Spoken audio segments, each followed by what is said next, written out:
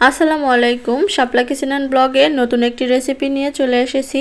আশা করছি বরাবরের মতো এবারও আপনাদের ভালো লাগবে। আমি সব সময় চেষ্টা করি হাতের কাছে থাকা উপকরণ দিয়ে কঠিন কঠিন রান্নাকে সহজভাবে আপনাদের সামনে তুলে ধরার।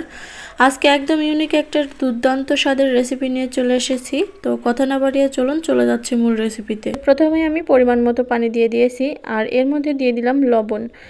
লবণটা আপনারা আপনাদের টেস্ট অনুযায়ী দিয়ে দেবেন।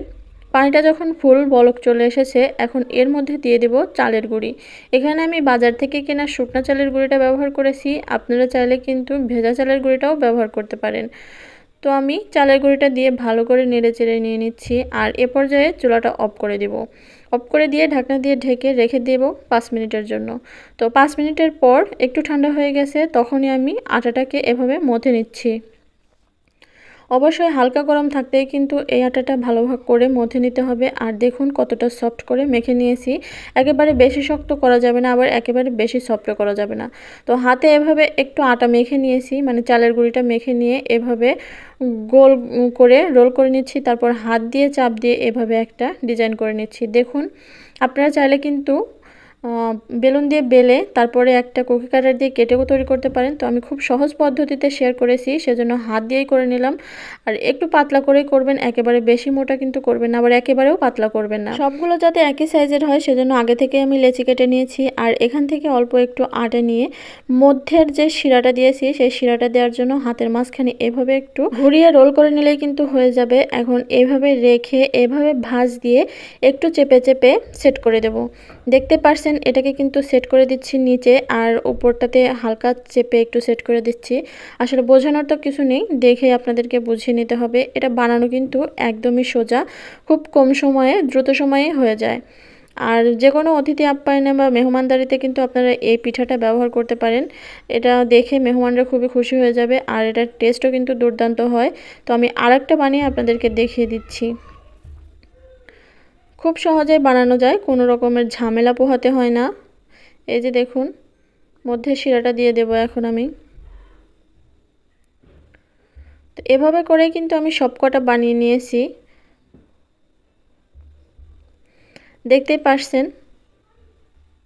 আমি সবকটা অফ ক্যামেরায় বানিয়ে নিয়েছি। আর দেখুন মনে হচ্ছে একটা প্লেটে সবগুলো ফুলের পাপড়ি পড়ে আছে। আর দেখতে অসাধারণ লাগছে, কিন্তু জানি না ক্যামেরায় কতটুকু লাগছে, কিন্তু বাস্তবে খুবই সুন্দর দেখাচ্ছে।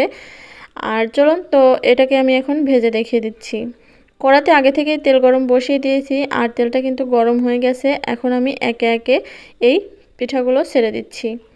অবশ্যই লো টু মিডিয়াম হিটে রেখে এটাকে ভাজতে হবে। আপনারা যদি মাস জুড়ে সংরক্ষণ করতে চান 6 মাস পর্যন্ত সংরক্ষণ করতে পারবেন। সেক্ষেত্রে প্রথমবারেই মুসমুসে করে ভেজে নিতে হবে, তবে একটু সাদা করেই ভেজে নিয়ে তুলে রাখতে হবে। আপনারা এটাকে কিন্তু 6 মাস পর্যন্ত সংরক্ষণ করে রেখে খেতে পারবেন। যখন খেতে মন চাইবে তখনই আর একবার 2-4 মিনিট ভেজে চিনি শিরায় ডুবিয়ে নিলেই কিন্তু হয়ে যাবে। তো এভাবে করেই আমি ভেজে নিচ্ছি। আমি যেহেতু সাথে সাথেই পরিবেশন করব, তাই আমি একবারেই একটু মুচমুচে করে কড়া করে ভেজে নেব। চাইলে আপনারা কিন্তু দুবারও ভাজতে পারেন, তবে মধ্যে একবার ভেজে মধ্যে আধা ঘন্টা থেকে 1 ঘন্টা সময় গ্যাপ দিয়ে তারপরে আবার ভেজে নেবেন।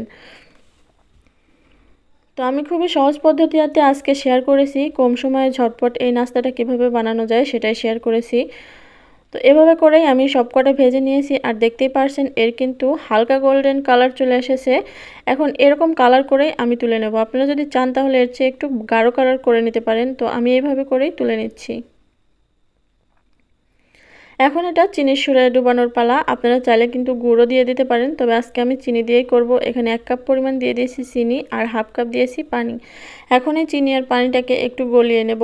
বেশিক্ষণ জ্বালানোর কোনো প্রয়োজন নেই, চিনিটা গুলে গেলেই দেখবেন পানিটা অনেক স্বচ্ছ হয়ে গেছে।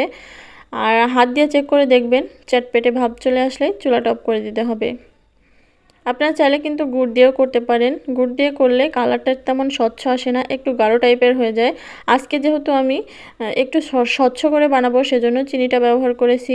আমার চ্যানেলে কিন্তু আরও নকশি পিঠার ডিজাইন, এমনকি অনেক পিঠার ডিজাইন দেওয়া, পিঠার রেসিপি দেওয়া আছে, আপনারা চাইলে কিন্তু দেখে আসতে পারেন। তো দেখুন বলক চলে এসেছে আর হাতের মাঝে চটপেটে ভাবও চলে এসেছে। এখন এর মধ্যে আমি পিঠাগুলো দিয়ে দেব। তো দেখতেই পারছেন আমার পিঠাগুলো ভেজে রেখেছিলাম, সেগুলো আমি এর মধ্যে দিয়ে 2 থেকে 3 মিনিট 2 থেকে 3 বার এভাবে উল্টে পাল্টে নেড়ে চেড়ে দিতে হবে। 1 থেকে 1.5 মিনিটের মধ্যেই কিন্তু হয়ে যায়, বেশিক্ষণ শিরায় ডুবিয়ে রাখার কোনো প্রয়োজন নেই। তো 1 থেকে 1.5 মিনিট আমি একটু নেড়ে চেড়ে নিয়েছি, এখন শিরা ঝরিয়ে তুলে নিচ্ছি। আর এই পিঠাটা ঠান্ডা হয়ে যাওয়ার পরে কিন্তু কালারটা অনেকটা পরিবর্তন হয়ে যায়, দেখতেই পারছেন কালারটা কতটা সুন্দর এসেছে। আর রেসিপি ভালো লাগলে লাইক দেবেন, কমেন্ট করে জানাবেন কেমন হয়েছে, আর ফ্রেন্ডস এবং ফ্যামিলিদের সাথে শেয়ার করে দেবেন যাতে তারাও এই রেসিপিটা দেখে শেখার সুযোগ পায়। নিত্য নতুন রেসিপি পেতে আমার চ্যানেলটা সাবস্ক্রাইব করে পাশে থাকা বেল বাটনটা অন করে রাখবেন।